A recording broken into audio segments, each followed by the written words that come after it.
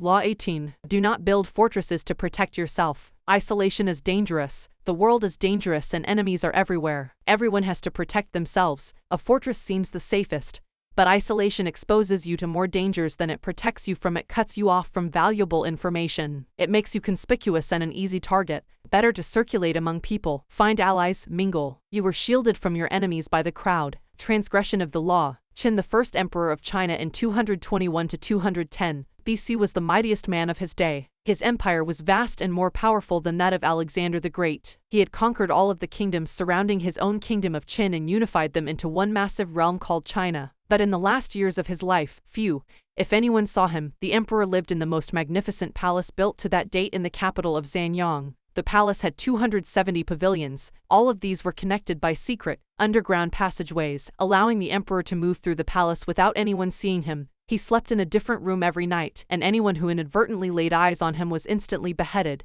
Only a handful of men knew his whereabouts, and if they revealed it to anyone, they too were put to death. The first emperor had grown so terrified of human contact that when he had to leave the palace, he traveled incognito, disguising himself carefully. On one such trip through the provinces, he suddenly died. His body was borne back to the capital in the emperor's carriage, with a cart packed with salted fish trailing behind it to cover up the smell of the rotting corpse. No one was to know of his death. He died alone, far from his wives, his family, his friends, and his courtiers, accompanied only by a minister and a handful of eunuchs. Interpretation. Dai started off as the king of Qin, a fearless warrior of unbridled ambition. Writers of the time described him as a man with a waspish nose, eyes like slits, the voice of a jackal, and the heart of a tiger or wolf. He could be merciful sometimes, but more often he swallowed men up without a scruple. It was through trickery and violence that he conquered the provinces surrounding his own and created China, forging a single nation and culture out of many. As part of this process of unification, however, the first emperor outlawed the writings and teachings of Confucius, the philosopher whose ideas on the moral life had already become virtually a religion in Chinese culture. On Xi's order, thousands of books relating to Confucius were burned, and anyone who quoted Confucius was to be beheaded.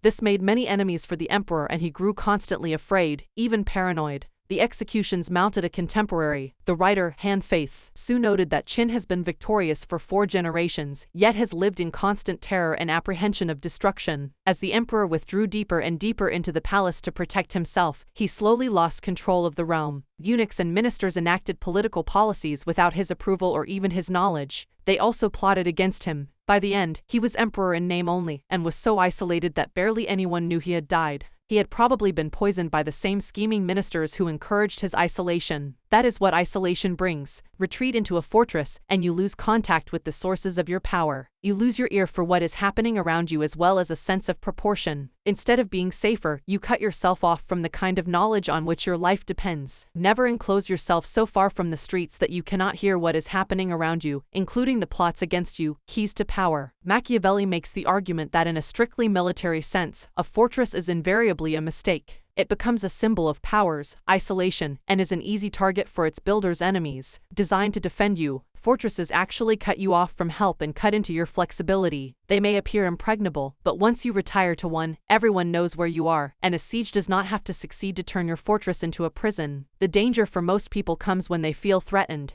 In such times they tend to retreat in close ranks to find security in a kind of fortress. In doing so, however, they come to rely for information on a smaller and smaller circle and lose perspective on events around them. They lose maneuverability and become easy targets, and their isolation makes them paranoid. As in warfare and most games of strategy, isolation often precedes defeat and death in moments of uncertainty and danger. You need to fight this desire to turn inward. Instead, make yourself more accessible. Seek out old allies and make new ones. Force yourself into more and more different circles. This has been the trick of powerful people for centuries. Finally, since power is a human creation, it is inevitably increased by contact with other people. Instead of falling into the fortress mentality, view the world in the following manner. It is like a vast palace with every room communicating with another. You need to be permeable, able to float in and out of different circles and mix with different types. That kind of mobility and social contact will protect you from plotters who will be unable to keep secrets from you, and from your enemies who will be unable to isolate you from your allies. Always on the move, you mix and mingle in the rooms of the palace, never sitting or settling in one place. No hunter can fix his aim on such a swift-moving creature.